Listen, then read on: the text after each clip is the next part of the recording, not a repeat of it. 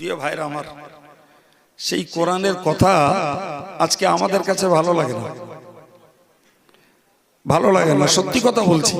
হয়তো আলহামদুলিল্লাহ আপনারা আমার কাছ থেকে দুটো কথা শুনছেন, আমি এটাকে অস্বীকার করব না, কিন্তু দেশে ঘরের নিয়ম, দেশে ঘরের বর্তমান প্রথা,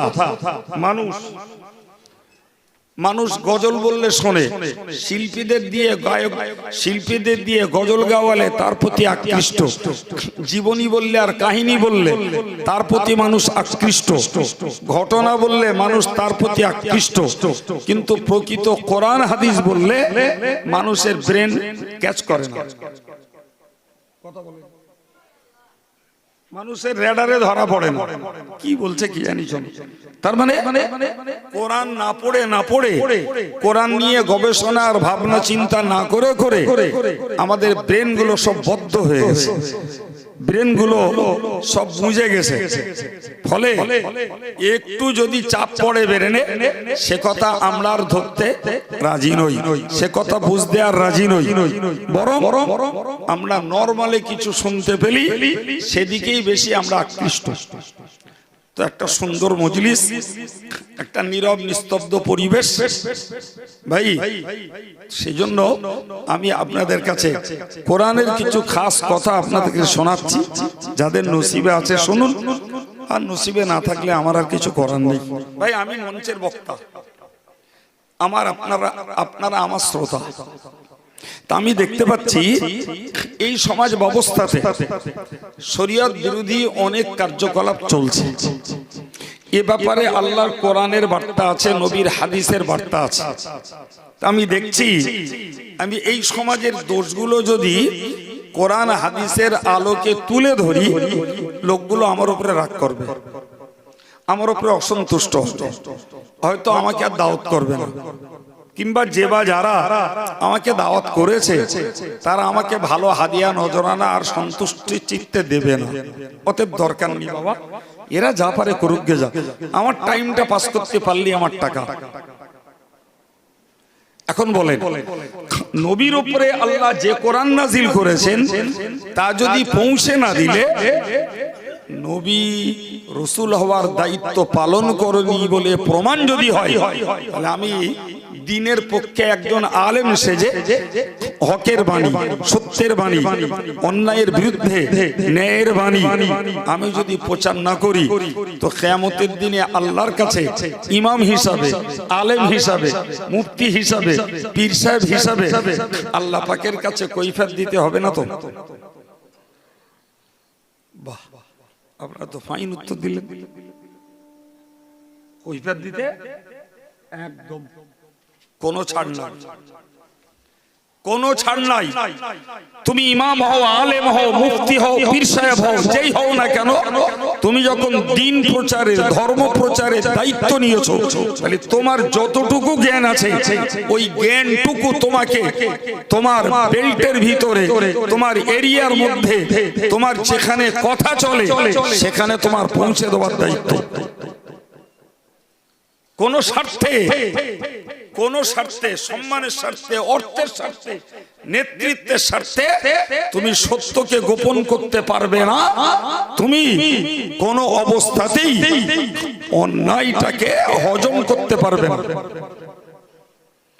একটা জায়গায় দাঁড়িয়ে বিচার করুন ভাই, আমরা আলেম নই, আমরা আমাদের পরিবারের প্রধান, সংসারের অভিভাবক। এখন আমার সংসারের যারা সদস্য, আমার স্ত্রী আছে, আমার ছেলে মেয়ে আছে, তো আমি ধর্মের দৃষ্টিতে আমার যতটুকু জ্ঞান আছে সেই জ্ঞানের আলোকে আমি দেখছি আমার বউটা ইসলাম বিরোধী অন্যায় ভুল কাজ করছে, আমার ছেলেটা সেও শরিয়ত বিরোধী কার্যকলাপ করছে, আমার মেয়েটা সেও আল্লাহ আল্লাহ রসুলের বিরুদ্ধে পথে চলছে। বিশ্বাস করুন বাবা, আপনি আলেম না হন, ইমাম না হন, আপনি মুফতি আর পীর সাহেব না হন, আপনি একজন সংসারের অভিভাবক হিসাবে আপনার যতটুকু জ্ঞান, অতটুকু জ্ঞানের ভিত্তিতে আপনার পরিবারটাকে ভালো পথে ফেরানোর উপদেশটা আপনার দেওয়া লাগবে। কি বলছেন? খুব সাবধান। ওয়াজ শুনে সুবহানাল্লাহ বলে বাড়ি গেলুম, ভাই ওর নাম শুধু ওয়াজ না। আমার আল্লাহ পাকের নবী বলেছেন বাল্লিগু আন্নী ওয়ালাউ আয়া। আমার আল্লাহর নবী বলেন ও উম্মতে মুসলিমা, তোমরা যদি একটা আয়াত শিখতে পারো ওটাকেও তুমি আরেক জায়গায় পৌঁছে দাও। সুবহানাল্লাহ। আপনি ইমাম সাহেব নন, সুতরাং মেম্বারে দাঁড়ানোর ক্ষমতা আপনার দেওয়া হবে না। আপনি মাওলানা মুফতি নন, এই মঞ্চে আপনাকে বকার জন্য দায়িত্ব দেওয়া হবে না। আপনি পীর সাহেব নন, খানকায় আপনার বসার অধিকার দেওয়া হবে না। কিন্তু আপনি পরিবারের প্রধান হিসাবে আপনার বাড়িটার কথা বলার জন্য কেউ আপনাকে বাধা দেওয়ার ক্ষমতা রাখে না।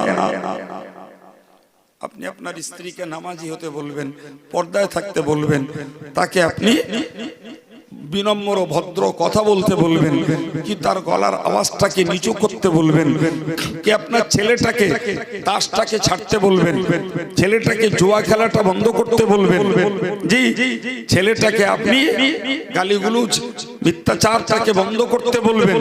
এটা আপনার পাওয়ার, ওটা আপনার অধিকার, আপনি অবশ্যই বলতে পারেন, অবশ্যই বলতে পারে। যদি এইটুকু বলেন তাহলে তো আপনি এই ওয়াজের মজলিসে বসে যা একটা দুটো শিখেছেন রাসূলের হাদিস অনুযায়ী সেইটা পৌঁছে দেওয়া তো হলো না, হলো না? জোরে বলেন, তাহলে হাদিসটা আমল হলো। এখন দেখলাম আমি পৌঁছে দিয়ে আমার বিবি বাচ্চারা কেউ আমার কথা মানলো না, তা না মানুক, আমার দায়িত্বটা তো পালন করতে পারলাম না, কি বলছেন? আমার দায়িত্বটা তো পালন করতে পারলাম।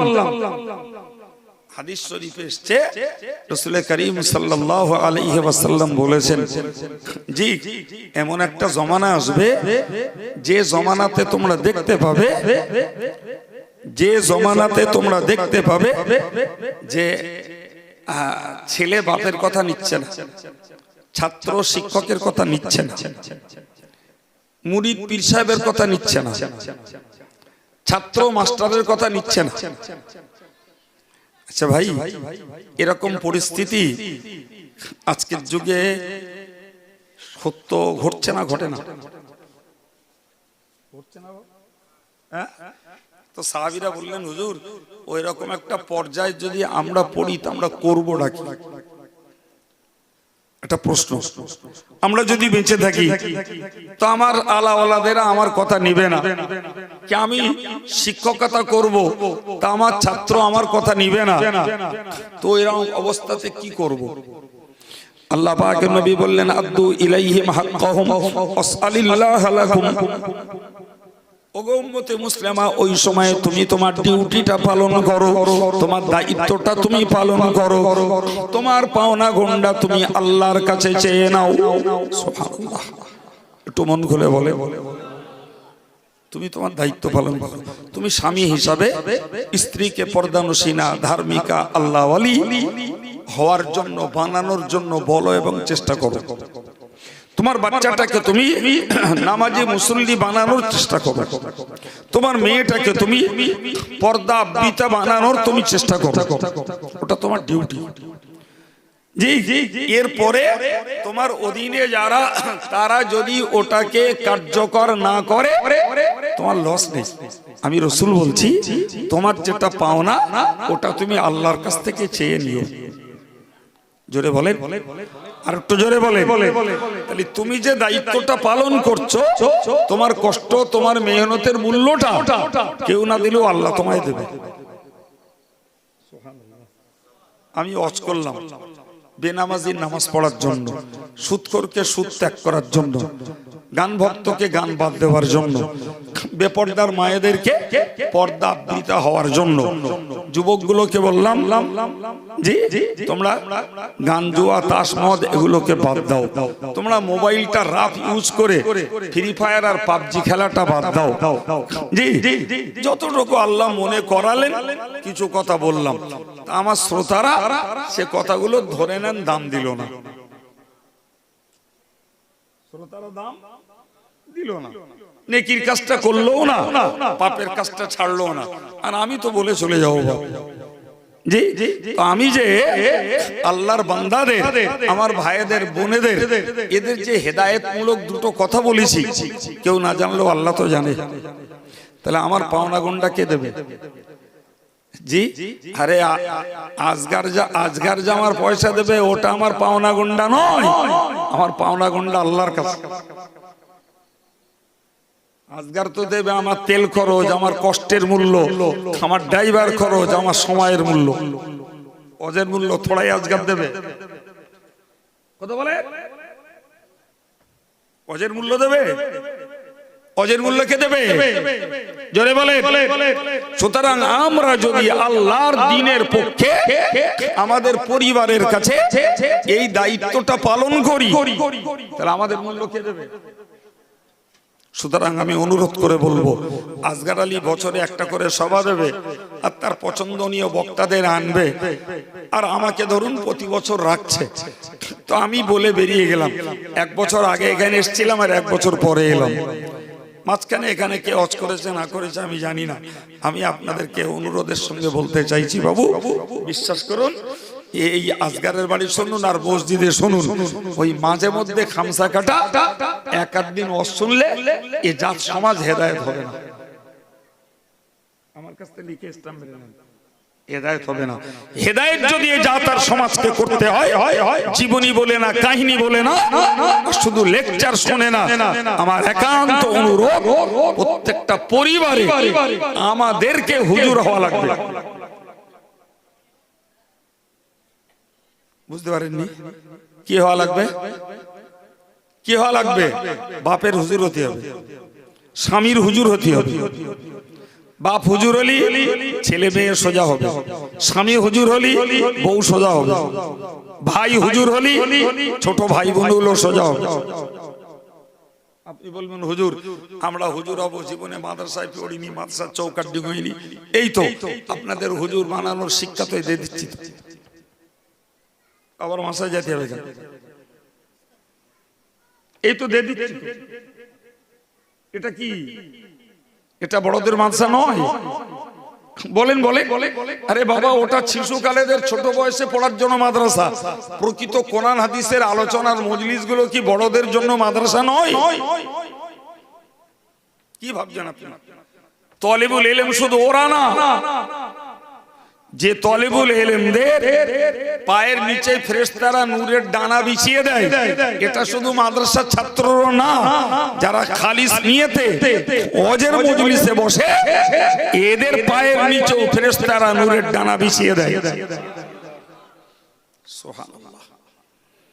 আমি কি বলতে বলতে এই জায়গায় এসেছি, একদম গোড়া থেকে মাপা ওয়াজ। মাপা ওয়াজ। আল্লাহ নবীকে বললেন উপদেশ দাও, তুমি উপদেশ দাতা, তুমি দারোগা নও, কাউকে জোর করে হেদায়েত করবে এই অধিকার তোমাকে দেওয়া হয়নি। ইসলামে জবরদস্তি নাই, বরং দায়িত্ব হলো যা নাজিল করেছি পৌঁছে দাও। পৌঁছে যদি না দাও তাহলে রাসূল হওয়ার দায়িত্ব পালন করনি বলে প্রমাণ হবে। একটু মনে কর দেখুন দিন, গোড়া থেকে এই কথাগুলোই বলিস কিনা? তাই বলেছি তো। ঠিক এই পর্যন্ত এসে বললাম, নবীকে যদি কৈফিয়ত দিতে হয় তাহলে একজন ইমাম, একজন আলেম, একজন বক্তা, একজন পীর সাহেবকে তিনি যদি আল্লাহ তাকে যতটুকু জ্ঞান দিয়েছেন ততটুকু যদি সমাজের প্রয়োজনে প্রচার না করেন, বলেন কৈফিয়ত দিতে হবে। তার এক ধাপ নিচে এসে বলেছি, আমরা যারা সাধারণ ভাই, আমরা মসজিদে না পারি, মঞ্চে না পারি, খানকায় না পারি, নিজের বাড়িটায় যদি যা জ্ঞান আছে ওইটা যদি পৌঁছে না দেই, আমারও আল্লাহর কাছে পাকড়াও হবে। তার মানে কি আপনারা ছাড় পাবেন? চিল্লে বলেন। ব্রেনটাকে ওয়াশ করুন। সম্মানিত ভাইরা আমার আল্লাহ পাক নবীকে শিখিয়ে দিলেন, ও নবী তুমি মনে রাখো তুমি যখনই আমার নাজিল করা বাণী প্রচার করবে, আমার কথা যখন মানুষের কাছে ছড়িয়ে দেবে, যে কথার মধ্যে রয়েছে তোমরা আল্লাহকে এক বলে স্বীকার করো, অথচ সেখানে বহু ধর্মের মানুষ ছিল, তুমি যখন বলবে তোমরা সুদ খাওয়া ত্যাগ করো, সেখানে সুদখোর গিজগিজ করছিল। তুমি যখনই বলবে মদ আল্লাহ হারাম করেছেন, মদ খাওয়াকে ত্যাগ করো, সেখানে মদ তো তারা বাড়ি বাড়ি তৈরি করে খেত, যেখানে হত্যাকাণ্ড চলতো। তুমি যখনই বলবে তোমরা হত্যা করো না, হে ভাইরা আমার, তখনই তো এক কথায় ওই লোকগুলো তো রাখবে, নবীর দুশমন তো তৈরি হবে, নবীর বিরুদ্ধে শত্রু হবে, নবীর বিরুদ্ধে গালি গলুজ তো করবে, নবীকে জানে মারার চেষ্টা করলো, নবীকে বয়কট করলো, নবীকে তারা রীতিমতো বিষাক্ত বাক্যে বিদ্ধ করলো। করেছে না করিনি? চিল্লে বলছেন না কেন? এই কথা জীবনে শোনেননি আপনি? আজও তাই হচ্ছে, আজও তাই হচ্ছে। আমি যদি সমাজ যা চায়, সমাজ যে ওয়াজ পছন্দ করে ওই ওয়াজ যদি করি, আমার গাল দেবে না, সমালোচনা করবে না, আমার শত্রু কেউ হবে না, আমারে যথেষ্ট লোকে সম্মান করবে, ভক্তি করবে। আছে কত বক্তা আছে না? কিন্তু যখনই হক কথা বলছি, ন্যায় কথা বলছি, কোরআনের কথা বলছি, হাদিসের কথা বলছি, একদম নির্জালা কোরআন হাদিসের শত্রুতা করে একদল লোক আমার মতন বক্তাদের গাল দিচ্ছে, শত্রুতা করছে, এমনকি বলছে ওদের দাওয়াত দিও না, দাওয়াত দিলে আর পয়সা দেবো না, ওদের দাওয়াত দিলি ও সবাই আমরা যাব না। আছে না? নাই? আছে।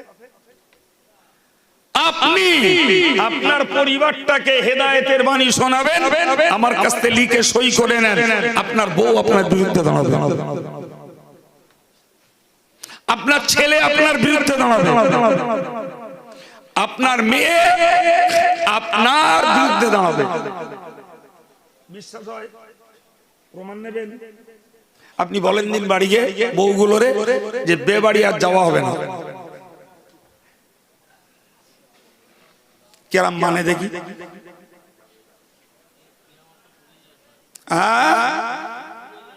বাড়ি শুরু হয়ে যাবে কিয়ামত। তাহলে আমার কথা টাটকা প্রমাণ হয়ে গেল, আমার কথা টাটকা প্রমাণ হয়ে গেল। আপনি ছেলেকে বলুন তুই এই মোড় কি বলে গেটে তাস খেলাটা বন্ধ কর, জুয়া খেলাটা বন্ধ কর, কাজ করবি, বাড়ি এসে থাকবি, তাসে যাবি না, জুয়ায় যাবি না। থোড়াই ছেলে আপনার কথা নেবে? কিচ্ছু করতে হবে না। বাড়ি অ্যাডাল্ট মেয়ে আছে, ওরে শুধু বলেন দিন মোবাইলে এত কার সঙ্গে কথা বলিস রে, এত কার সঙ্গে কথা বলিস, মোবাইল মোবাইল আর ব্যবহার করবি না। আপনার মেয়ে যদি দুটো বুড়ি আঙুল আপনার না দেখে, আমার কান ডলে দেবেন। হয়ে গেল? জি আল্লাহ বললেন নবী হে, তুমি যখন সুদের বিরুদ্ধে বলবে, মদের বিরুদ্ধে বলবে, হত্যার বিরুদ্ধে বলবে, শিরকের বিরুদ্ধে বলবে, বেদাতের বিরুদ্ধে বলবে, লোকে তোমাকে গালি দেবে, লোকে তোমাকে হত্যা করতে চাইবে, লোকে তোমাকে বিষাক্ত কথায় বিদ্ধ করবে, এক কথায় মনে রাখো, আল্লাহু ইয়াসিমুকা মিনান নাস। যে যত শত্রু, যে যত হিংসা আর যে যত তোমার বিরুদ্ধে গাল পাড়ুক, আমি আল্লাহ তোমাকে রক্ষা করব। আর তো মন খুলে বলে বলে বলে তাহলে হকের জন্য যদি লোকে গাল দেয়, শত্রুতা করে, নবীকে রক্ষা করবেন কে? চিল্লে বলে। আমি আব্দুল কাইয়ুম যদি হক কথা বলি, লোকে গাল দেবে না? দেবে না? গাল দেবে, দিচ্ছে, দেবে না, দিচ্ছে। জি দেবে না, দিচ্ছে, যা হয় নয় তাও বলছে। হ্যাঁ, আমার মতন একটা খুচরো লোক আচ্ছা, দরগাপুরি সাহেবের মতো লোকের নাম শোনেননি আপনারা? দরগাপুরি সাহেবের মতো লোকের নামে লোকে রেপ কেস দিলে এই বসিরহাট কোর্টে। কি কেস দিলে? কিসের কেস বলেছি বুঝতে পারেননি নাকি? বিজলি চুরির কেস দিলে, পুঁইশাক চুরির কেস দিলে, গরু চুরির কেস দিলে। এরম একটা একটা করে 27টা কেস দিলে দরগাপুরি সাহেবের নাম। কড়া 27টা। তো কেস দিলি পীর সাহেবের এগেনস্টে হোক আর মুফতি সাহেবের এগেনস্টে হোক, কেস হলে তার হিয়ারিং হবে না? হবে না? তো বসিয়ে কেটে কোর্টে দরগাপুরি সাহেব আসামি। জি, দরগাপুরি সাহেব আসামি, তো আসামিকে কাঠগড়ায় উঠতে হবে। হবে না? দরগাপুরি সাহেব ইসলামের কাছে, শরীয়তের কাছে, আল্লাহর পথে কত বড় আলেম, কত বড় দরজার ভাগের বাচ্চা, আর কত বড় দরজার পীর বুজুর্গ, এ তার হাকিম বসবে না? হাকিমের আইনে কথা বলবে। দরগাপুরি সাহেব আসামির কাঠগড়ায় উঠেছে। আসামির কাঠগড়ায় উঠলে হাকিম একবার দরগাপুরি সাহেবের দিকে, চেহারার দিকে ফিরে রিলিজ বলে লিখে দিল। একটা কথা কৈফিয়ত না, কিচ্ছু না, প্লেন লিখে দিল, বিনা কৈফিয়তে খালাস। আর একটু জোরে বলেন সুবহানাল্লাহ। বলতেছেন তা পালা করে করে, মনে করতে ওরাই বলুক যে কোন দেশের কথা বলে, এত মহব্বতের মানুষ। মন খুলে বলেন সুবহানাল্লাহ। এখন বিবাদী পক্ষের যে উকিল ছিল সে হাকিমের উপরে তখন আঙুল তুলেছে, স্যার আপনি আসামিকে বিনা কৈফিয়তে খালাস করলেন। তা আমার আব্বার কাছে শোনা, আমি তো জানি না, আমার আব্বা ছিলেন দরগাপুরি সাহেব কাঠগড়ায়, আমার আব্বা সাইডে দাঁড়ানো। হাকিম শুধু একটা কথা বলেছিলেন, এই লোকটার চেহারা বলছে এই লোকটা সাধু, তোমরা এর নামে মিথ্যা করে কেস ফাঁসিয়ে। আর একটু জোরে বলে বলে বলে তো বিবাদী পক্ষের উকিলের আর কথা বলা সাহস হবে না। যে এই লোকটা চেহারা বলছে কি, এই লোকটা সাধু, নিরপরাধী, তোমরা যা কেস দিছো একটা কেসের আসামি ও লোক না। কি বোঝা গেল? এখন আপনি বলুন কথার কথা, আমার নামে আমি আমার নামে একবার ছড়ালো, আমি 573 টাকা চুরি করি। কি ছড়ালো? 573 টাকা চুরি করিস। যাক গেল। এবার হালে ছড়ালো যে জামিয়ার টাকা মেরে মেরে বাড়ি করিস। আচ্ছা যাক, চলতেস তো। জি, এই 2-3 দিন শুনতেছি আপনাদের গ্রাম থেকে আমি গরু চুরি করি। কোথায় শুনেছি? এটা আপনারা হতবাক হয়ে গেলেন। আপনারা কি গাছতে পড়া মতন হইলেন নাকি? আপনাদের গ্রাম থেকে আমার নামে গরু চুরির বদনাম দেওয়া হচ্ছে। এই গ্রামের ছেলে, তার নাম্বার আমার কাছে। তাই বলে আপনাদের নাম্বার দেবো না। আমি এখানে এসে আজকে এসি কেডা সে তাও চিনে নিছি, কার ছেলে কার পোতা তাও জেনে নিছি। এখন যদি বলে দেই তাহলে হয় আমার সম্মান যাবে না, তাই গাছাল যাবে না। কি বলছে? কেউ বলবে গরু চুরি না করলে আর বলিয়েছে, কিন্তু এ লোকও থাকবে। জি, অবাক কাণ্ড। এই 2 দিন আগের কথা, যদিও কথাটার আমি কোনো দামও দেইনি, মূল্যও দেইনি।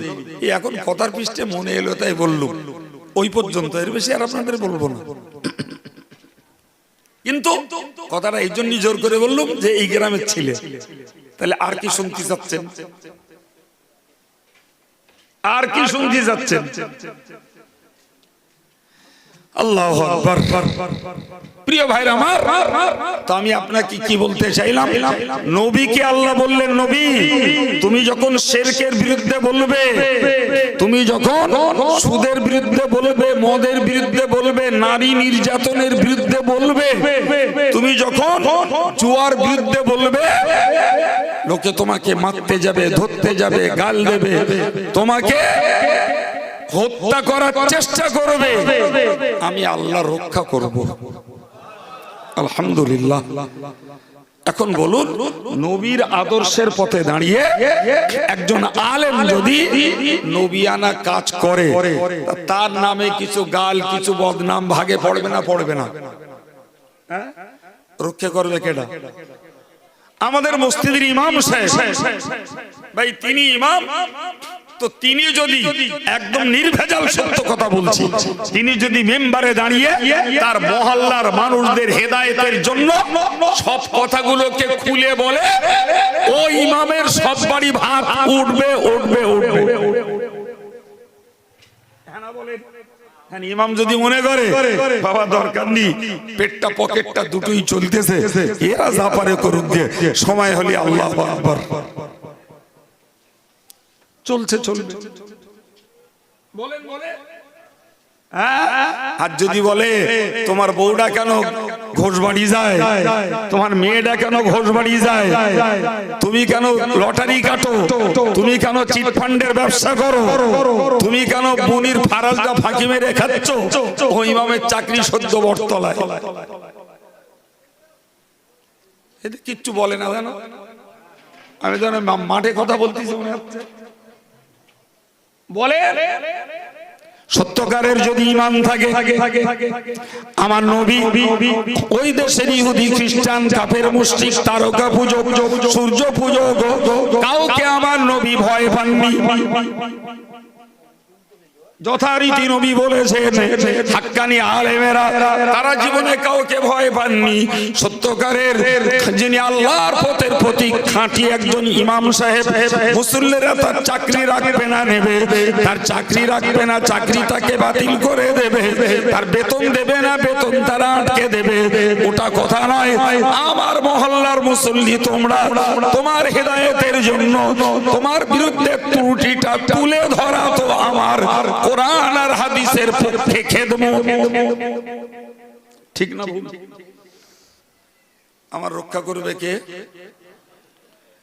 একদম শেষ স্টেজে এসে এবার বুঝুন, আমার বৌরি বেবাড়ি যেতে মানা করলি ও জেদ করে যাবে, ছেলের মার্কেটে যেতে মানা করলি যাবে, আমার যুবক ছেলেটার ঘোষ বাড়ি যেতে মানা করলে ওখানে বেঈমান হতে যাবে, আমার মেয়েটাও যাবে, জি কপাল পুরলি যাবে। কিন্তু আমি আব্বা হিসাবে আমার দায়িত্ব পালন করে ক্ষমতায় পারবো না, আইনে কষতে পারবো না, বারণ করছি তোরা ওতে যাস না, ওখানে যাওয়া হারাম, ওখানে যাওয়া শিরক, তোরা যাস না বিয়ে বাড়ি, পাক্কা হারাম, যাস না ঘোষ বাড়ি, ওটা শিরক, যাস না তোরা ছেলের মার্কেটে, আমি তোদের মাল পোশাক পরিচ্ছদ কিনে আনবো, শুনবে না, চলে গেল। জি আমি আমার দায়িত্ব পালন করলাম, পাওনা গন্ডা আল্লাহর কাছ থেকে নেব এবং আমার মান, আমার মর্যাদা রক্ষা করবেন আল্লাহ। কে রক্ষা করবে? জি ডাঁটতে বলতে শিখুন না যে হুজুর আমি আমার দায়িত্ব পালন করেছি, ছেলে নেইনি তো আমি কি করব, ওইটা ডাঁটতে বলতে শিখুন, ওইটা নির্ভয়ে বলতে শিখুন। তবে বাংলায় একটা কথা বলে জানেন তো, গোড়া কেটে আগায় পানি দিলি সে গাছ আর বাঁচে, এই বলে না? বলে না? আমার আল্লাহ নবী বলেছিলেন, নবী আমার বলেছিলেন, মুরু আওলাদাকুম বিসসালাতি ওয়া হুম আবনাউ সাবআ সিনিন, ওগো দুনিয়ার অভিভাবকের দল, তুমি তোমার বাচ্চাটাকে 7 বছর বয়স হলে নামাজ পড়তে তুমি আদেশ করো, অদরিবুহুম আলাইহা ওয়া হুম আবনাউ 10 সিনিন, তুমি তোমার বাচ্চাটার 10 বছর বয়স হলে পরে নামাজ না পড়ার জন্য তুমি তাকে মারো। আমার আল্লাহ নবী জানালেন 7, 8, 9 3 বছর মুখে মুখে বলো, 10, 11, 12, 13, 14 5 বছর নামাজ না পড়লে তাকে মৃদু মন্দ প্রহার করো। 15 বছর বয়সে তোমার বাচ্চাটা যখন পৌঁছে যাবে, এই 5 বছরের মেহনতে ওর নামাজ আর কাজা যাবে না, তোমার একগা মারির ভয়ে ও জাহান্নামের আগুন থেকে বেঁচে যাবে। ঠিক না ভুল? তাহলে নবীর দরদ, সন্তানের প্রতি আমার যা দরদ, আমার নবীর দরদ তার থেকে বেশি। ঠিক না ভুল? আমার দরদ বেশি বলে আমি তারে মারি নে গো, আমার বিরাট দরদ বাচ্চা ছেলে। আর আমার নবী 10 বছরের বাচ্চারে নামাজ না পড়ার জন্য কি বলেছে বলে, জোরে বলেন কি বলেছি? মারতে বলেছেন। তাহলে নবী নিষ্ঠুর নয়, নবীর দরদ বেশি। তুমি যদি আজকে মারো, তোমার বাচ্চাটা নামাজি হয়ে যাবে, বিনিময়ে জাহান্নামের আগুন থেকে বেঁচে যাবে। সুবহানাল্লাহ হবে না বাবা? তাহলে আমার বাচ্চার প্রতি আমার দরদ বেশি না নবীর দরদ বেশি? সুবহানাল্লাহ। হায় রে হায়, নিজের ভালোটা নিজে বুঝলাম না, মক্কার নবী বুঝলো আমার বাচ্চার দরদ। জি, আর আমি 7 বছরের বাচ্চার নামাজ পড়তে বলুনি, 10, 11, 12, 13, 14 বছরের বাচ্চার নামাজ না পড়ার জন্য মারিউনি, বকিউনি। তার মানে গোড়া কেটে দিস। গোড়া কি বলছেন বলেন না? গোড়া কেটে দিস তো। এখন বাচ্চাটার বয়স 22 বছর, আমার এখন বয়স নরমালে পৌঁছে গেছে 52 বছর। জি, এখন আমি আল্লাহওয়ালা সুফি দরবেশ মতন হয়েছি। ছেলেটার বলছি, দেখ তুই যদি নামাজ না পড়িস আর তুই যদি তাস খেলা না ছাড়িস, আমি তোর ভাত খাবো না। ছেলে এক কথা বলবে না, খালি আমার ভাত বেঁচে গেল।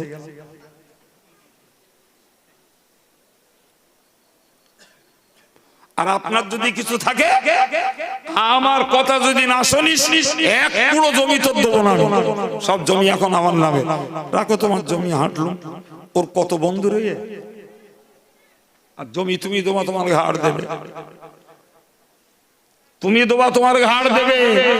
আগেকার যুগে ভারতবর্ষের আইন ছিল তেজ্য পুত্র।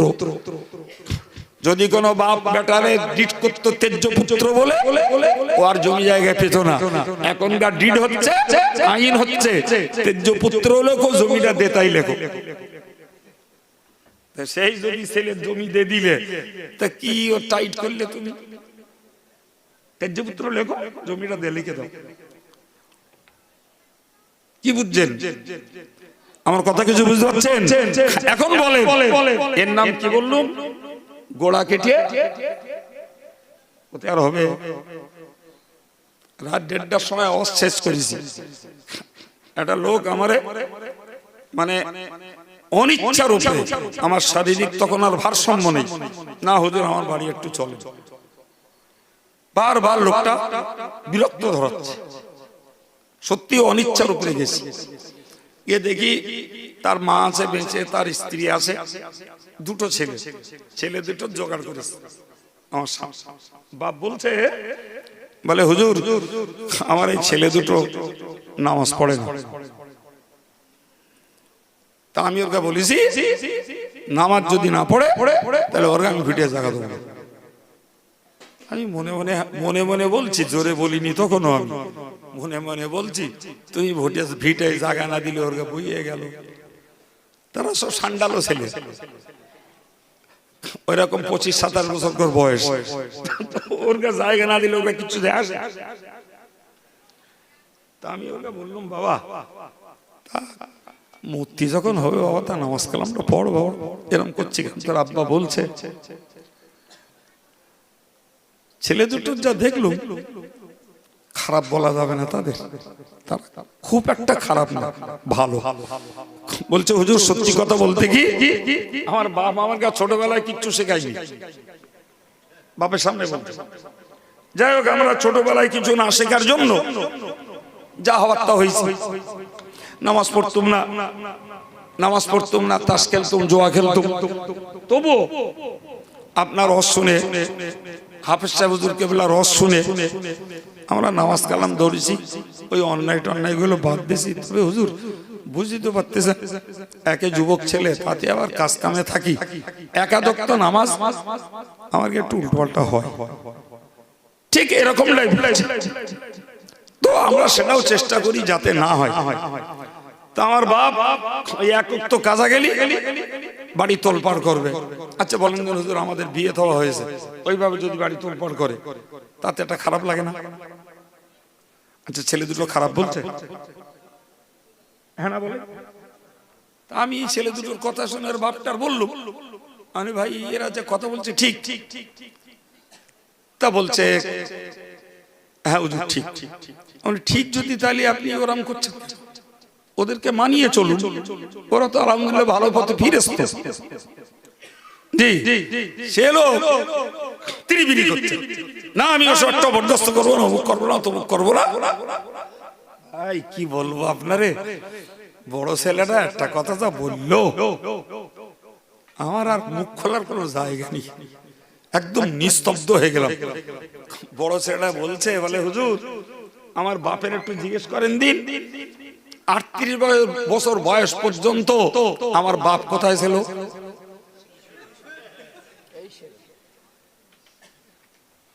একদম মুখের উপর।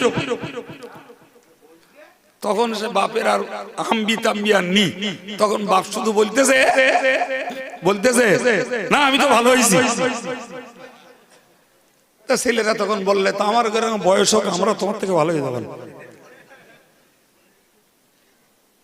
আমার লাইফের একদম অবাস্তব না, বাস্তব ঘটনা, আর মুখের উপরে কথা বলার জায়গা আছে?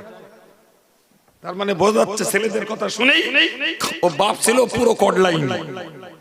এখন আল্লাহর দয়া হয়েছে, মেল লাইনে উঠেছে, উঠি যদি দাঁত মুখ খাঁচাখাঁচি করে তো গোড়া কাটা ছিল, এখন আগায় পানি দেবে আর কত বাঁচবে। তারপরেও তারা যখন ফিরে এসছে তাদের ভালো বলতে হবে। এই জন্যই বললাম, নবী কি বলেছেন, তুমি আগে গোড়ায় পানি দাও। 7 বছর বয়সে বলো, বাবা তুই মক্তবে যা, তুই কোরআনটা পড়, স্কুলে যাস, তুই আলিফ বাটা পড়ে আয়, তুই উজু গোসলের নিয়মটা শিখে আয়, তুই দৈনিক জীবনের দোয়াটা শেখ, তুই দৈনিক জীবনের সুন্নত গুলো একটু শেখ, খাওয়ায় কি সুন্নত, শোয়ায় কি সুন্নত, পানি খাওয়ায় কি সুন্নত, এগুলো একটু শেখ বাবা, মক্তবে যা। বাপ যদি মা যদি তদারকি করে বাচ্চাটাকে মক্তবে পাঠায় ভাই, তাহলে ওর প্রাথমিক শিক্ষাটা বলো মক্তব থেকে হয়ে যায়। ও যখন মক্তবে যাবে সত্যি সত্যি উজু করা শিখবে, পেশাব করে পানি নেওয়া শিখবে, ও গোসলের ফরজগুলো শিখবে, ও কোরআনটাও শিখবে। ভাই 10 বছর বয়স হলে তখন ও নামাজ পড়তে বললে ওর মনে একটা তৃপ্তি আসবে। কি বলুন, আমি যখন জানি তালি পড়ি, না জানলি তখন আরো বেশি শক্ত মনে হয়, জানে।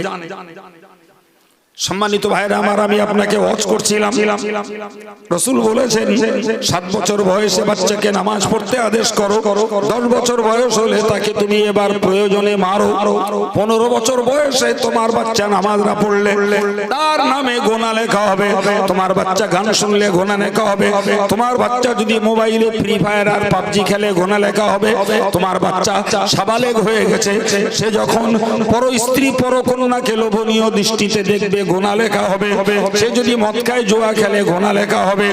ওই বয়স থেকে নেকি লেখা শুরু, পাপ লেখা শুরু। তার আগে যদি তার পিছনে তুমি পাহারাদারিটা করো, তোমার বাচ্চাটা আব্দুল কাইয়ুমের মতো হুজুরের দ্বারায় না, আপনার পাহারাদারির দ্বারায় কাজও করবে, আল্লাহর পথেও চলবে। ঠিক না ভুল বাবা? নবীর ফর্মুলা কাজে লাগাতে হবে, নবীর ফর্মুলা কাজে লাগাতে হবে। এরা খারাপ বলবে, বলুক কি আছে। আমি আমার স্ত্রীকে বিয়ে বাড়ি যাবার পারমিশন দিলাম না, আমি তোকে অনুমতি দেবো না, তুই যাবি তোর মতন যা, আমি অনুমতি দেবো না। আমি ছেলের মার্কেটে তোকে যেতে অনুমতি দেবো না। ঘোষ বাড়ির নামে তুই যদি গেছিস, বাড়ি আসলি তওবা করলি, তবে তোর রান্তি দেবো। তোর পিছনের গুলো খেয়ে যাবে, সামনে আবার যদি করিস সেইগুলো জমবে। আপনি চিন্তা করতে পারতেছেন? ঘোষ বাড়ির ছবি আমার কাছে আছে। একটা ছেলে টুপি মাথায়, টুপি নিকো, গায়ে বড় জামা আছে, তার কাঁধে একটা উঠেছে, মানে একটা দাঁড়িয়ে আর একটা তার কাঁধে উঠেছে, আর উঠে নাচতেছে, আর এ ছবি তুলতেছে। আচ্ছা বলেন দিন, এই কি মানুষের আত্মা এগুলো সম্ভব?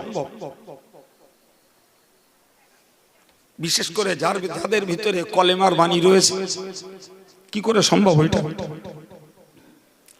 অবাক কাণ্ড, আশ্চর্য ব্যাপার। জি ভাই, শয়তান তো শয়তানের ফাঁদ খুলবে রে বাবা। তা আমি ফাঁদে পা দেবো কি দেবো না আমার ভাবতে হবে না? কোরআন শরীফে আল্লাহ বলেছেন, ওয়াকালা শাইতানু লাম্মা কুদিয়াল আমরু ইন্নাল্লাহা ওয়া'আদাকুম ওয়া'দাল হক। কিয়ামতের দিনে যখন জাহান্নামীদের জন্য জাহান্নাম নির্বাচন হবে, তো জাহান্নাম নির্বাচন হলে জাহান্নামীরা এক জায়গায় সব জমা হবে। শয়তান কোথায় ছিল, ও দুম করে সেখানটায় চলে আসবে, এসে বলবে আল্লাহর ওয়াদা একদম খাঁটি ওয়াদা। বলে সে কি? বলে আল্লাহর ওয়াদা ছিল যারা নামাজ পড়বে না, যারা গান শুনবে, যারা তাস খেলবে, যারা মদ খাবে, ইত্যাদি ইত্যাদি অন্যায় করবে, তাদেরকে আল্লাহ জাহান্নাম দেবে। আল্লাহ পাক তার ওয়াদা মতো তোমাদের জাহান্নাম দিয়েছে। আচ্ছা রাগ হবে না আনন্দ হবে? শুনলি এই বলেন বাবা, রাগ হবে না আনন্দ হবে? রাগ হবে না?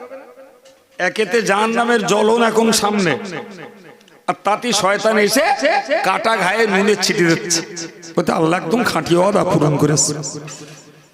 তো জাহান্নামীরা তখন ইবলিসকে বলবে, এই ইবলিস, তুই তো আমাদের বলেছিলি এসব কিচ্ছু হবে না, কো জাহান্নামটা কিচ্ছু নেই।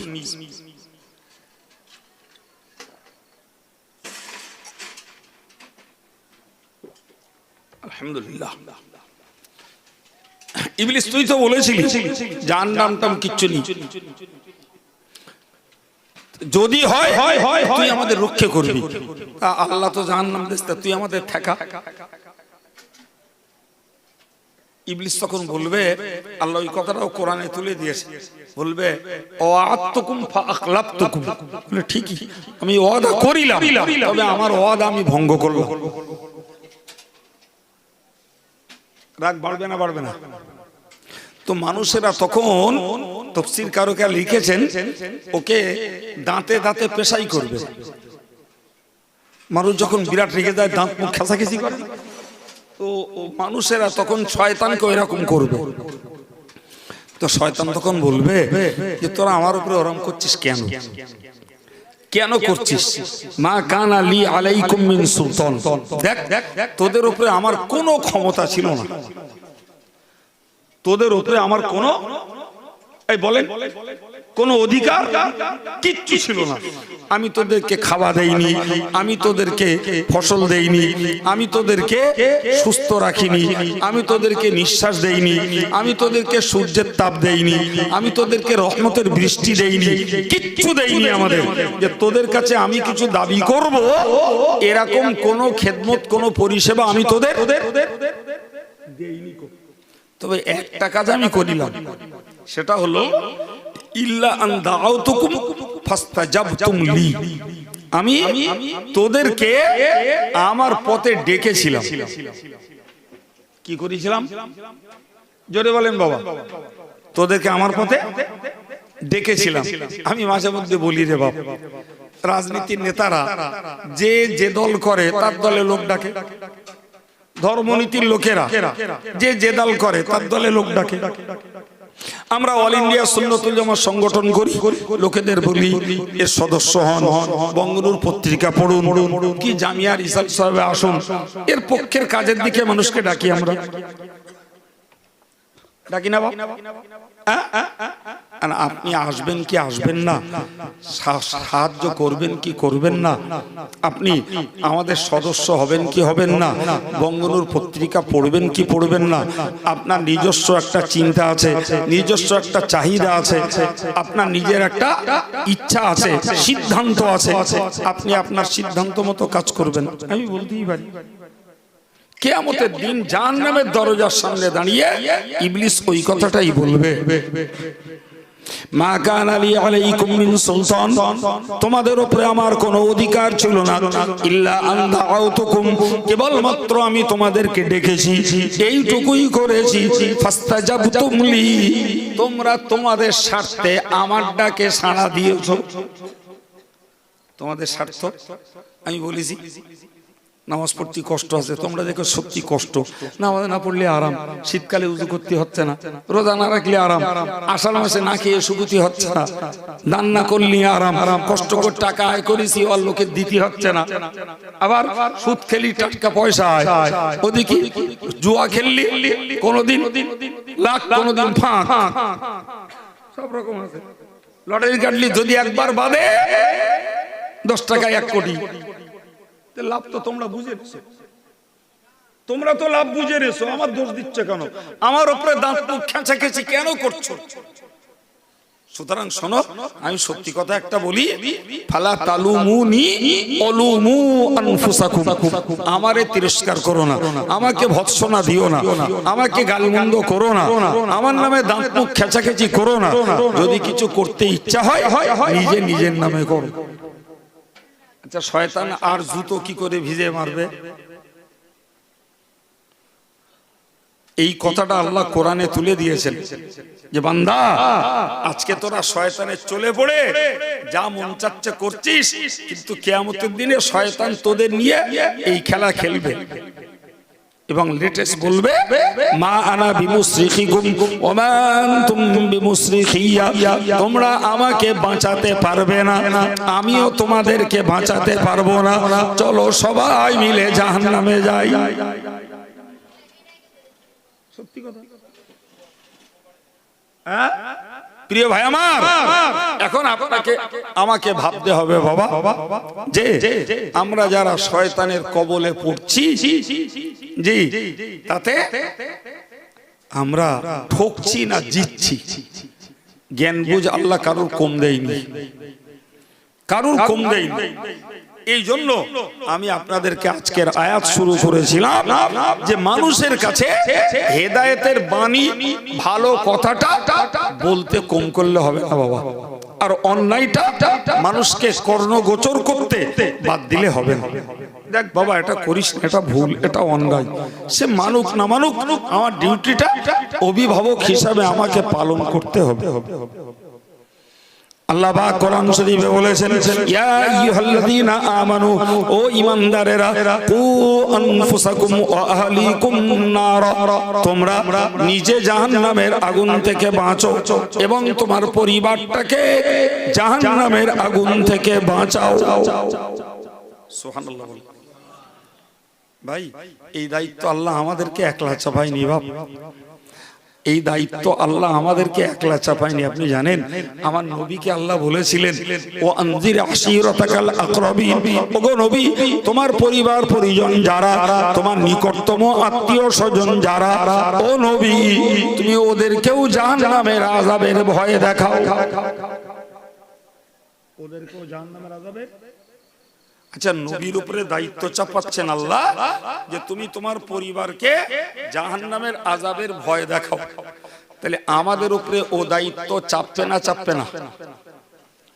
আমার আল্লাহ নবীকে বলেছিলেন, ওয়ামুর আহলাকা বিসসালাতি ওয়াসতাবির আলাইহা, ও নবী, তুমি তোমার পরিবারকে বলো তারা যেন নামাজ পড়ে, নামাজ পড়তে তাদেরকে আদেশ করো, ওয়াসতাবির আলাইহা, নামাজ পড়তে গেলে যে কষ্টটা হবে ওতে যেন তারা ধৈর্য ধরে। অন্য আয়াত পাকে আল্লাহ বলেছেন ওয়া ইন্নাহা লাকাবীরাতুন ইল্লা আলাল খাশিঈন, নামাজ ভার বোঝা ওদের মনে হয় যারা আল্লাহরে ভয় করে না, কিন্তু আল্লাহর যারা ভয় করে নামাজ না পড়তে পারলে তারা ভার বোঝা মনে করে, আর নামাজ পড়া হয়ে গেলে গা শোলা মনে করে। সুবহানাল্লাহ। নামাজি মানুষগুলো যখন কাজের চাপে পড়ে তখন ফাঁক খোঁজে, কোন ফাঁকে নামাজটা পড়ে লওয়া যায়।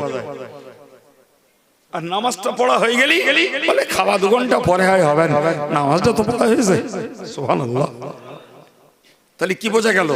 নামাজ খোদাকে যারা ভয় করে নামাজ না পড়লে তাদের ভার বোঝা মনে হয়, আর আল্লাহরে যারা ভয় করে না নামাজ পড়তে গেলে তাদের বোঝা মনে হয়। আল্লাহ বললেন নবী গো, নামাজ পড়তে গেলে যে কষ্টটা হবে তোমার পরিবারকে বলো ধৈর্য ধরতে।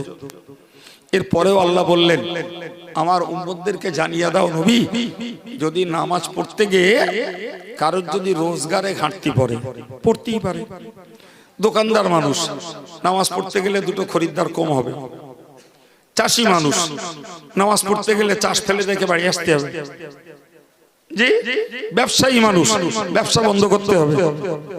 তা আমার আল্লাহ বললেন নবী ওদেরকে বলো লা নাসআলুকা রিজকান, আমি তো ওদের কাছে রুজি চাই না, ওদের কাছে তো রিজিক আমি আল্লাহ চাই না, বরং ওদের রুজিটা আমি দেই।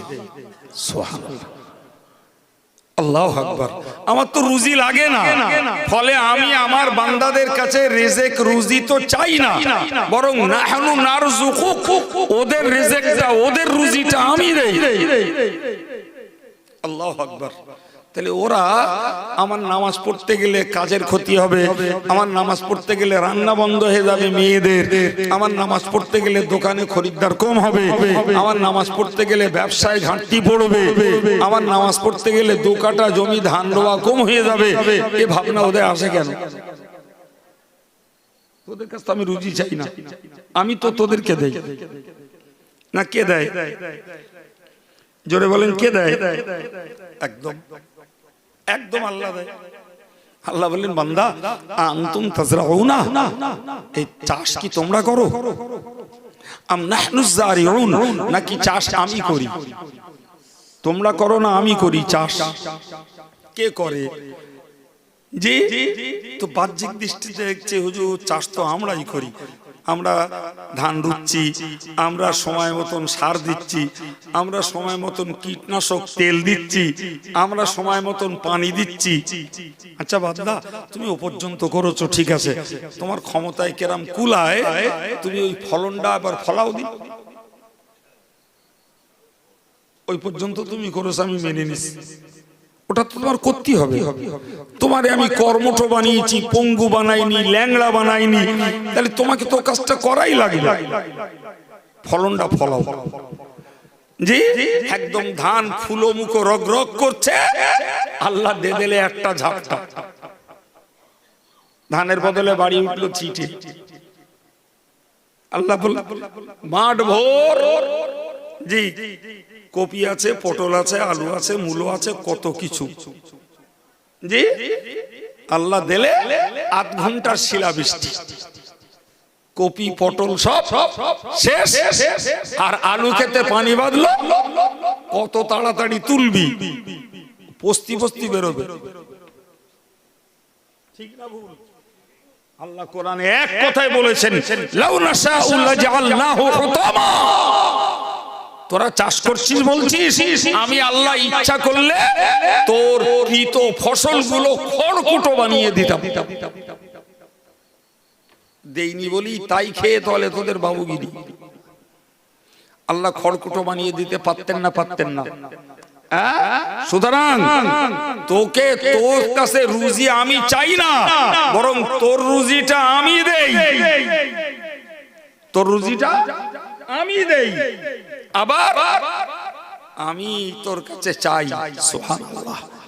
তোরে আমি দিয়ে আমি চাই আমার মসজিদে দান কর, আমার দিন শিক্ষার ঘরে মাদ্রাসায় দান কর, আমার ওই এতিম গরিব বাচ্চাটা ওরে দুটো সাহায্য কর, ও কন্যাদায়গ্রস্ত মেয়ে বিয়ে দিতে পারছে না ওকে দুটো সহযোগিতা কর, ও পয়সার অভাবে চিকিৎসা করতে পারছে না ওরে দুটো সাহায্য কর, তোরে আমি দেই আবার তোর কাছে আমি চাই। বাবু এই যাদেরকে আমরা দেই না এ সবগুলো দিতে বলেছেন আল্লাহ। দিতে বলেছেন কে? আল্লাহ বলেছেন ওয়াতিল কুরবা হাক্কাহু ওয়াল মিসকিন। আল্লাহ বললেন তোমার নিকটতম আত্মীয় যারা, তোমার প্রতিবেশী পরিজন যারা, এদেরকে তুমি দাও। মিসকিন যারা, এদেরকে তুমি দাও।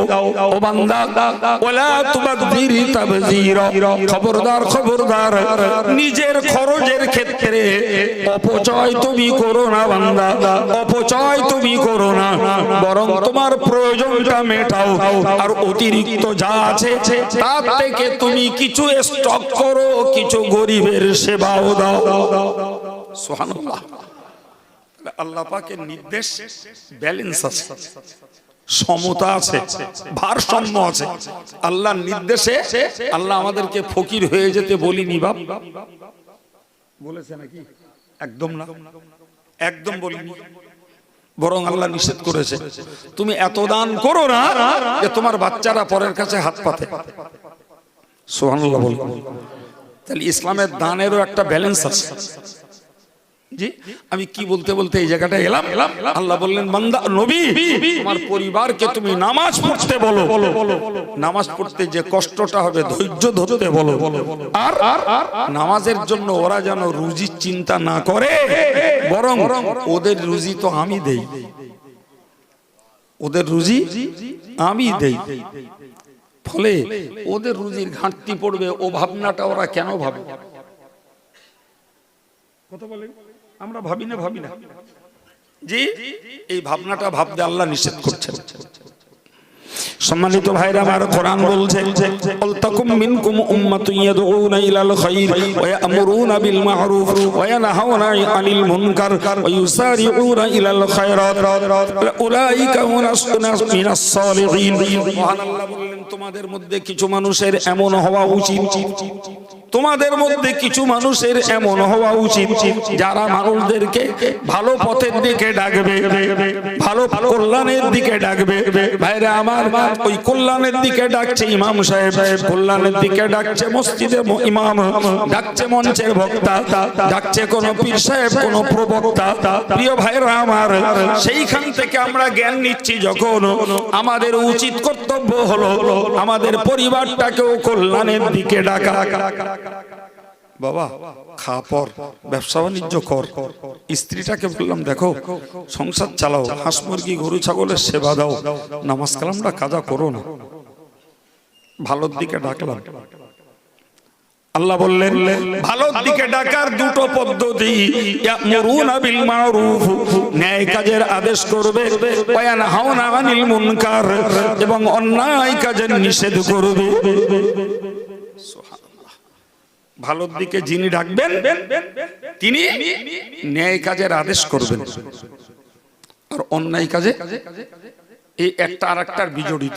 ব্যাপারটা এরকম বাবু, এই পঞ্চায়েত বলছে না গাছ লাগান প্রাণ বাঁচান, দেখেন না দেয়ালের গায়েটায় চারিদিকে লেখা থাকে গাছ লাগান, মাঝে মাঝে হোর্ডিং করে লিখে রেখেছে গাছ লাগান প্রাণ বাঁচান। জি জি, তো আপনি গাছ লাগান কথাটা শুনলেন, আমল করার জন্য রাস্তার ধারে আপনি বেশ খানিকটা সৃষ্টি গাছ লাগিয়ে দিলেন, কথার কথা লাগিয়ে দিলেন, তাহলে আপনি পঞ্চায়েতের নির্দেশ রক্ষা করেছেন, গাছ লাগিয়ে দিয়েছেন। আচ্ছা ভাই, গাছ আপনি লাগিয়ে দিলেন, জি, তাহলে ওগুলো তো ছাগল গরুর খোরাক হলো, হ্যাঁ না বলেন? হলো না, হলো না? পঞ্চায়েত বলো লিখিনি গাছ লাগান, বেড়া দেন, প্রাণ রক্ষা করেন, এরকম লেখা আছে? পঞ্চায়েত শুধু গাছ লাগাতে বলেছে, বেড়া দিন বলি। কিন্তু আমরা দিব্য দেখতে পাচ্ছি যদি গাছ লাগিয়ে বেড়া না দেয় তাহলে ওসব ছাগল গরুর খোরাক। তাহলে গাছও লাগাতে হবে, ঘেরা বেড়াও দিতে হবে, তবে উদ্দেশ্যটা সার্থক হবে। অর্থাৎ প্রাণ কি করে বাঁচা জানেন? মনে হয় জানেন না, তাহলে 2 মিনিট বলতেই হয়। শোনেন ভাই, মারাত্মক কথা, আমার আল্লাহর কি দয়া। জি ভাই, আমরা যে এই নিঃশ্বাসটা নেই না, ইংরেজিতে একে বলে অক্সিজেন। আমরা যে শ্বাসটা গ্রহণ করি আর আমরা যেটা ছেড়ে দিই ওইটাকে বলে কার্বন ডাই অক্সাইড। তা আমরা যেটা গ্রহণ করি এটা বিশুদ্ধ নিঃশ্বাস, সুবহানাল্লাহ, আর যেটা ছেড়ে দিই ওটা বিষাক্ত। দেখেন না, এই চায়ে ফু দেওয়া, কি নিঃশ্বাস ফেলা, কি পানিতে নিঃশ্বাস, পানি পান করতে গেল একদমই যতটা খাওয়া হয়ে গেলে গ্লাসটা একটু সরিয়ে দিতে হয়, আমার এই নিঃশ্বাসটা যেন না পড়ে। কেন আমি যতক্ষণ পানি পান করেছি তখন নিঃশ্বাস নিতে পারিনি, দম আটকে ছিল, ছাড়বো গ্লাসটা সরিয়ে নেন, ওই বিষাক্তটা হতে ফেলো না। তো আমরা যে কার্বন ডাই অক্সাইডটা ছেড়ে দেই এটাই গাছেরা টেনে নেয়, সুবহানাল্লাহ। এই জন্যই আল্লাহ বানিয়েছেন আমাজনের জঙ্গল, জি 70,000 কিলোমিটার স্কয়ার, সুন্দরবনের জঙ্গল 10,500, যার 4,000, 4,500 ভারতে, 6,000 বাংলাদেশে। সুন্দরবন শুধু ভারতে নয়, সিলেটের জঙ্গল, এই যে জঙ্গলগুলো আল্লাহ বানিয়েছেন, সারা পৃথিবীতে যত অক্সিজেন লাগে আমাজনের জঙ্গল থেকে উৎপাদন হয় 30%।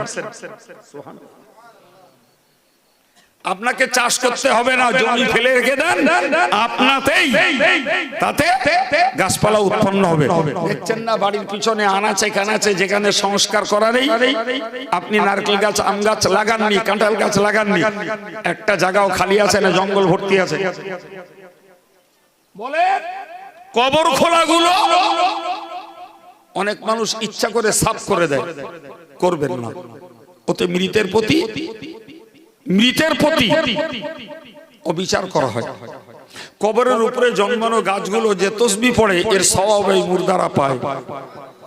আমাদের দেশে কিছু মাথা মোটা আছে, লোকদের জোন ধরিয়ে গাছ কেটে দেয় না, কবর খুঁড়তে আর যেতে যতটুকু গাছ কাটার দরকার প্রয়োজনে কাটুন, বাকিগুলো রাখুন, এতে মরা লোকেদের উপকার হয়, সুবহানাল্লাহ।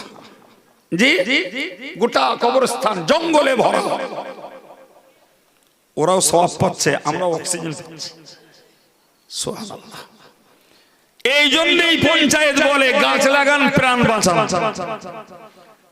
এই জন্য যত গাছ লাগানো হবে মানুষের এই কার্বন ডাই অক্সাইড ওরা টেনে নেবে, নিয়ে ওরা যেটা ছেড়ে দেবে সেই বিশুদ্ধ প্রশ্বাস, যাকে ইংরেজিতে অক্সিজেন বলে, ওরা ছেড়ে যায়।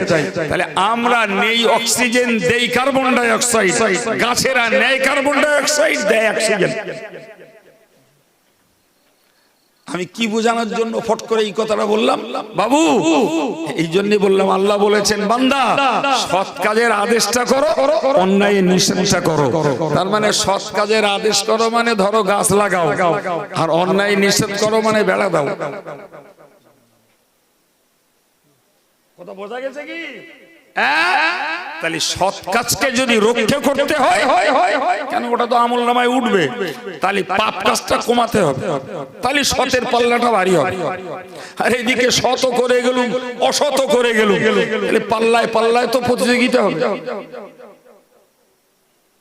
আমার আল্লাহ বললেন, ইমাম, আলেম, মুফতি, বক্তা, পীর সাহেব, পীরজাদা, জি তুমি বাড়ির প্রধান, তোমরা যারা মানুষকে সৎ কাজের আদেশ করবে আর অন্যায় অসতের নিষেধ করবে, ওয়াইসারিউনা ফিল খায়রাত, তোমরা নেকির কাজে বেশি করে মনোযোগী হও।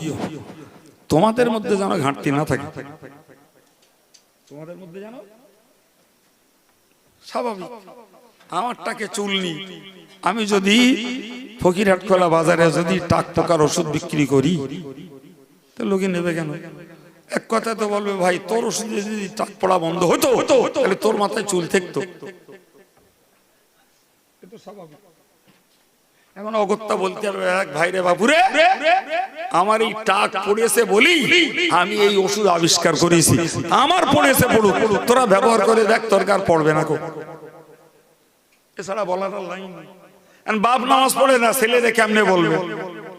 তো ছেলেরে বলতে হবে দেখ খোকা আমি নামাজ না পড়ে তো জাহান্নামে যাচ্ছি, তা বাবা তুই আর যাস না, তুই অন্তত নামাজটা পড়। এই বলা ছাড়া লাইন নেই। বউডারে বলতে হবে যে দেখ আমি তো কোরআন পড়তে পারি না, তা তোর যখন বেকর হলুম তখন শুনিলুম তুই কোরআন পড়তে পারিস, তা তুই অন্তত পড়, তোর সবটা হোক, আমার যা খায় বাড়ি যাচ্ছে যা। এরকম বলবেন ওর মূল্য দেবে। আর যে এরকম বলতে পারবে দুদিন পরে ইনশাআল্লাহ ও ভালো হয়ে যাবে, ও ভালো হয়ে যাবে। ওর মনে স্ট্রাইক করবে যে আমি আমার ছেলেরে বললুম নামাজ পড়তে সে পড়ছে, বউডারে বললুম কোরআন পড়তে সে পড়ছে, মেয়েটারে বললুম পর্দায় করতে সে করছে, অথচ আমি তো এগুলো করতিস না, তা আমার মতন বোকার কেউ আছে? ওর মনে স্ট্রাইক করবে না আমার কথা শুনি আমার ছেলে নামাজি, বউ আল্লাহওয়ালি কোরআন পড়ছে আর আমি সে ধারে পাশে যাই রে, এ আমার কিরাম মনুষ্যত্ব। ও নিজের বিবেক দংশন করবে ওকে। এই জন্য আল্লাহ বলেছে যে তুমি লোককে যখন সৎ কাজের আদেশ করবে, অন্যায়ের নিষেধ করবে, তুমি নিজে নেকির প্রতি বেশি করে ধাবিত হও। আমি আল্লাহ সার্টিফিকেট দিচ্ছি উলাইকা মিনাস সালিহিন, ওরাই হলো আমার সৎ বান্দা। আর একটু জোরে বলেন, ওরাই হলো আমার নেককার বান্দা যে নিজে নেকির কাজ করে এবং অন্যকেও নেকির কাজ করতে বলে, নিজের পাপের কাছ থেকে বাঁচে, অন্যকেও পাপ থেকে বাঁচতে আবেদন করে। মাশাআল্লাহ আপনারা যথেষ্ট জ্ঞানী মানুষ, দিনদার মানুষ, অনেকে নামাজে মুসল্লি আল্লাহওয়ালা, আমার সবার কাছে দাবি আমাদের পূর্বে মাওলানা হাসিবুর রহমান সাহেব কি ওয়াজ করেছেন আমি জানি না, আমার পূর্বে ইসনে বাজম মাওলানা মুফতি পড়ছে, কদিন পরে এই ছেলেটাও মুফতি হয়ে যাবে, আপনাদের এই মাটিয়ার ছেলেটা জামিয়ায় পড়ে, জি তো তারা কি ওয়াজ করেছে আমি জানি না, আমার মাথায় আল্লাহ আজকে যা জুগিয়েছেন আপনাদেরকে একটু শেয়ার করলাম। তা যদি মনে হয় যে আমাদের পরিবারের মুসলিম কমিউনিটির জন্য আব্দুল কাইয়ুমের কথাগুলো কিছু ডিরেকশন ভালো পেয়েছি, জি তাহলে আমরা আমাদের ডিউটিটা পালন করলে পাওনা গন্ডা আমার শ্রোতারা আমার দেবে না, আমার ছাত্র আমার দেবে না, আমার পরিবারের লোকেরা আমার দেবে না, দেবে কে? বলিছি না বলিনি আজকে আলোচনায়, কে দেবে? আল্লাহ দেবে। তো আমরা মানুষের কাছে পাওনা চাচ্ছি না, পাওনা চাচ্ছি আল্লাহ আমাদের মেহনতের মজুরি দেন, বলুন আমিন। আর একটু জোরে বলেন আল্লাহুম্মা আমিন। আসুন প্রিয় নবীর প্রতি সালাম, ইয়া নবী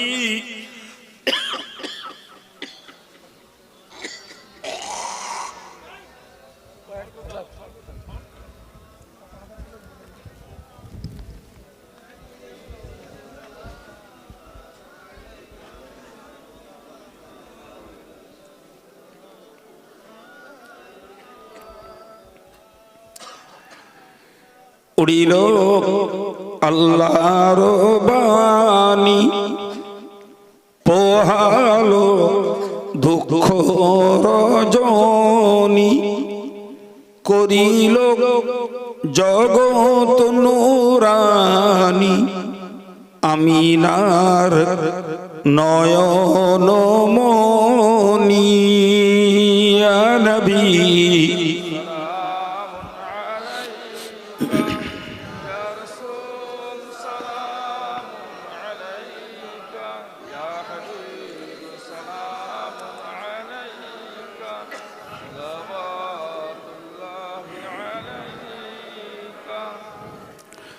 তিনি যে নূরের রবি, নিখিলের ধ্যানের ছবি, তিনি না এলে দুনিয়ায় আধারে ডুবিত সবই, ইয়া নবী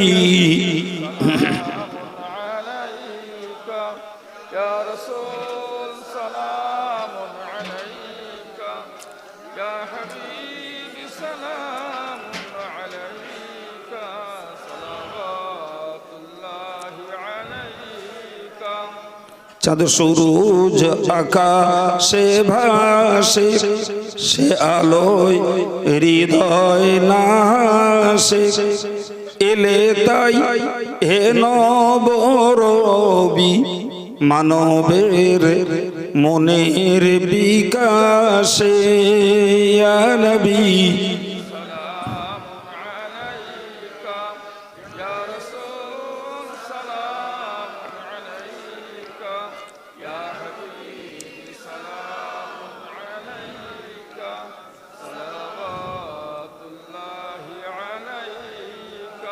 নবী না হয়ে দুনিয়ার, না হয়ে ফরিশতা খোদার, হয়েছি উম্মত তোমার। তার তরে শুকর বেশুমার। ইয়া নবী সালামুন আলাইকা, ইয়া রাসূল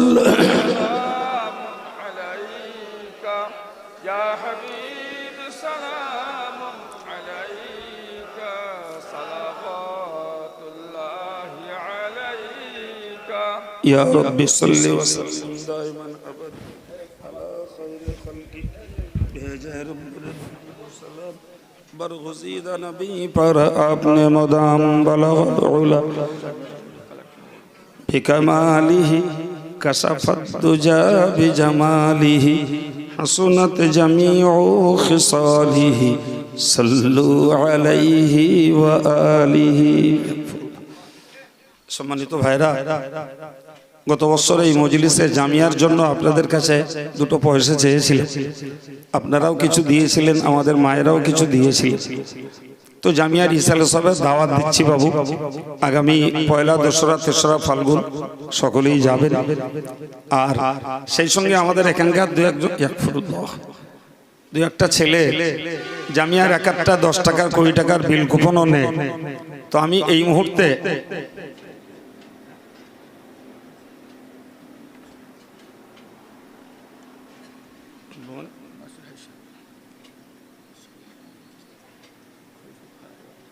তাই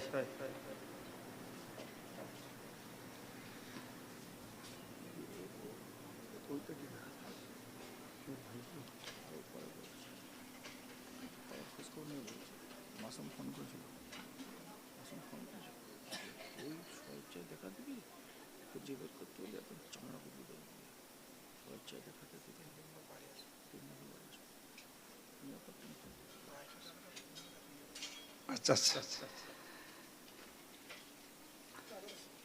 আলহামদুলিল্লাহ আমাদের হাফেজ সাহেবের বোনেরাও 250 টাকা দিয়েছে। তো আপনারা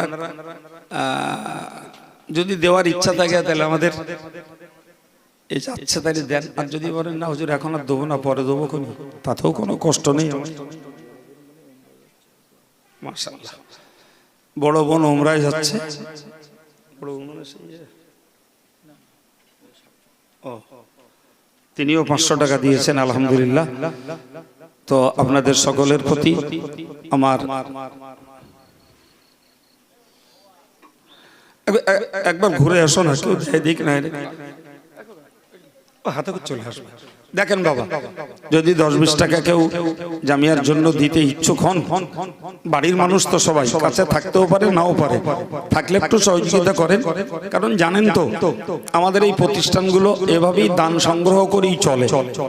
তাছাড়া প্রতিষ্ঠানটার এবছরের খরচ হয়েছিল, মানে গত বছরের, এবছরের খরচের হিসাব কাল থেকে শুরু হবে। জি, 2 কোটি টাকা, 2,01,62,000 টাকা খরচ হয়েছে। ভাই যদি আমরা সবাই না দিতাম তাহলে এই বিরাট খরচের প্রতিষ্ঠান চলতো না বাবা। জি, ফলে আমাদের টাকা আরব থেকে আসে না, আফ্রিকা থেকে আসে না, আমেরিকা থেকে আসে না, যে টাকা সব এইভাবেই দিন দুঃখী, গরিব এবং নিম্নবিত্ত, মধ্যবিত্ত মানুষদের দান। ভাই যারা এখানে এক একটা 20 টাকা 10 টাকার কুপন নেয়, তারা যদি কেউ আপনাদের কাছে ধরে, বলবেন পয়সা দিয়েছি মিটে গেল। যদি মনে করেন না আগের দিন দেইনি হুজুরির কাছে, কয়টা টাকা দেবো, দেবেন, আপনাদের ব্যাপার। একবার একটু দরুদ শরীফ পড়ে। এই বাচ্চাটাকে যে একজন 10 টাকা আর একজন ভিতর থেকে 100 টাকা দিলেন, আল্লাহ কবুল করুন, বলুন আমিন।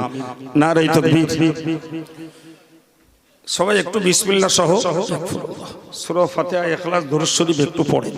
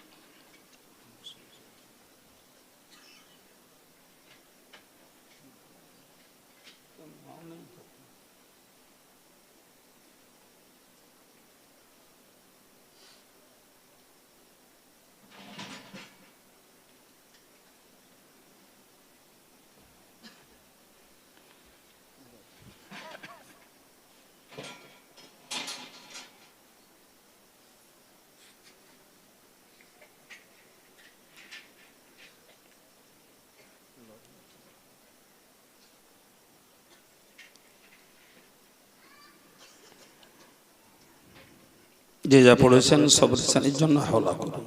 আল্লাহুম্মা আমিন। আলহামদুলিল্লাহি রাব্বিল আলামিন, ওয়াসসালাতু ওয়াসসালামু আলা সাইয়্যিদিল মুরসালিন ওয়া আলা আলিহি ওয়া আসহাবিহি আজমাইন। রব্বানা যালামনা আনফুসানা ওয়া ইল্লাম তাগফির লানা ওয়া তারহামনা লানাকুনান্না মিনাল খাসিরিন। রব্বানা ফাগফির লানা যুনুবানা ওয়া কাফফির আন্না সাইয়্যাতিনা ওয়াতাওয়াফানা মাআল আবরার। মেহেরবান আল্লাহ, আমরা তোমার গুনাহগার বান্দা বান্দি, গুনার জন্য তোমার কাছে ক্ষমা চাচ্ছি। আল্লাহ, আমাদের সকলের জীবনের সমূহ গুনাহকে মাফ করে দাও। আল্লাহ, আগামী জীবনটা গুনাহ থেকে তুমি হেফাজত করে দাও। রব্বুল আলামিন, আমাদের পরিবারের যারা কবরে গেছেন আল্লাহ, ইমানের ওসিলায় তাদেরকেও মাফ করে দাও। আল্লাহ, তামাম বিশ্বের মুসলমানদেরকে তুমি ক্ষমা করে দাও। আল্লাহ, আজকের এই পারিবারিক ওয়াজ ও সবরে সানির মাহফিলটাকে তুমি কবুল করে নাও। আল্লাহ, খালিস নিয়তের ওসিলায় এটাকে আল্লাহ তোমার দরবারে তুমি মঞ্জুর করে নাও। আল্লাহ আল্লাহ ওয়াজ নসিহত, দোয়া, দরুদ, তাসবিহ, তাহলিল, নবীর দরবারে সালাম শরীফ, মেহমানদারির ব্যবস্থাপনা, নেকির আশায় যা কিছু করা হয়েছে আল্লাহ তুমি দয়া করে কবুল করে নাও। আল্লাহ, এই মজলিসে তোমার বান্দারা, তোমার বান্দিরা যারা যতটুকু পেরেছেন জামিয়ার মতো বৃহত্তম জ্ঞান চর্চার মজলিস মাদ্রাসায় দান করেছেন, আল্লাহ তাদের দানগুলোকে এই মজলিসের একটি আমল হিসাবে কবুল করে নাও। আল্লাহ, এসবের বিনিময়ে তুমি সন্তুষ্ট হয়ে যাও। আল্লাহ, খতম কোরআন শরীফ তৎসহ কিছু কলেমা শরীফ সওয়াবের আশায় পড়া হয়েছে, আল্লাহ তুমি কবুল করো। সন্তুষ্ট হয়ে তোমার রহমতের ভান্ডার থেকে যে সওয়াব তুমি নসিব করো আল্লাহ, সর্বাগ্রে আমাদের প্রাণ প্রিয় রাসূলের পাক রূহে এর সওয়াব তুমি বখশিশ করে দাও। হুজুরের আলা ওলাদ, আজওয়াজ মুতাহহারাত, সাহাবায়ে কেরাম, তাবেঈন, তাবা তাবেঈন, পিরানে তরিকাত, বুজুর্গানে দ্বীন, হুজুরদের রূহে সওয়াব পৌঁছাও। तमाम दुनियार जेन इंसान ईमान निये जारा परलोकगत सकलेर रूहे सওয়াব पहुँचा दाओ। अल्लाह चार मजहबेर इमाम, चार तरिकार औलिया कामिल हुजूरदेर रूहे सওয়াব पहुँचा दाओ। अल्लाह समस्त नबीदेर रूहे सওয়াব बख्शिश करे दाओ। कदरिया, चिश्तिया, नक्शबंदिया, मुजद्दिदिया, आलिया, सहरवर्दिया, हक सिलसिलाए तरिकतेर औलिदेर रूहे सওয়াব पहुँचा दाओ। खास करे फुरफुरा शरीफेर दादा हुजूर किबला तार आला औलाद तार खलीफा हुजूरदेर रूहे सওয়াব पहुँचे दाओ। बसिरहाट आल्लामा हुजूर दरगाह परिशा महमूदी साहेब, सरसिना पीर साहेब, कालियानी सुफी साहेब, हाफिज साहेब हुजूर किबला आमार अब्बाजी एनादेर सकलेर रूहे सওয়াব पहुँचे दाओ। रब्बुल आलामीन अल्लाह তোমার দরবারে বিনতি করি, দেশের যত আলেম ওলামা, ইমাম, মুয়াজ্জিন, আল্লাহ আমাদের সংগঠনের আলেম এবং সাধারণ কর্মী যারা বিদায় নিয়েছেন সকলের রূহে সওয়াব তুমি বখশিশ করে দাও। রূহগুলোকে তুমি দয়া করে ইল্লিনে জাগা দাও, তঙ্গে গোরকে তুমি খোসাদা করে দাও, কবরকে আল্লাহ তুমি রওদাতুম মির রিয়াজিল জান্নাহ বানিয়ে দাও। রব্বুল আলামিন আমাদের প্রত্যেকের আব্বা মা দাদা দাদি নানা নানি শ্বশুর শাশুড়ি ভাই বোন কারোর স্বামী কারোর স্ত্রী যার যা আপনজন কবরে গেছেন আল্লাহ জানি না তাদের কবরের হালাত কি। মাওলা মেহেরবানি করে আল্লাহ তাদের জিন্দগির গুনাহ খাতাকে মাফ করে দাও। এ আল্লাহ এর সওয়াব তুমি তাদের রে বখশিশ করে দাও।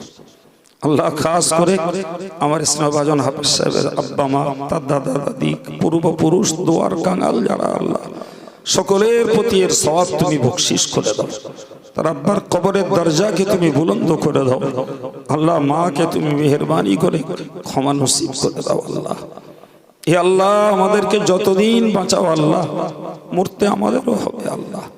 মৌতের পূর্বে তুমি তওবার তৌফিক নসিব করো আল্লাহ। গোনা থাকতে আমাদের মৃত্যু দিও না আল্লাহ। রব্বুল আলামিন আল্লাহ মৌতের সময় ইমানের কলেমাটুকু জারি করিয়ে মৌতটাকে নসিব করিও। কবরে হাসরে মিজানে সিরত সর্বত্র তোমার রহমত দিয়ে তুমি হেফাজত করিও আল্লাহ। আল্লাহ আমাদের জন্য আমাদের পরিবারের জন্য আমাদের মহব্বতের মানুষদের জন্য জাহান্নামের আগুনটাকে হারাম করে জান্নাতুল ফিরদাউসের যোগ্য বানিয়ে তুমি মৌত দিও আল্লাহ। ইয়া ইলাহাল আলামিন ইয়া খায়রান নাসিরিন নাসরুম মিনাল্লাহি ওয়া ফাতহুন করিব ওয়া বাশশিরিল মুমিনিন ফাল্লাহু খায়রুন হাফিজান ওয়া হুয়া আরহামুর রাহিমিন। সুবহান রাব্বিকা রাব্বিল ইজ্জাতি আম্মা ইয়াসিফুন ওয়া সালামুন আলাল মুরসালিন ওয়ালহামদুলিল্লাহি রাব্বিল আলামিন। রব্বানা তাকাব্বাল দুআআনা ببركة هذه الكلمة الطيبة لا إله إلا الله محمد رسول الله। السلام عليكم। সকলেই কাতার দিয়ে বসে যান।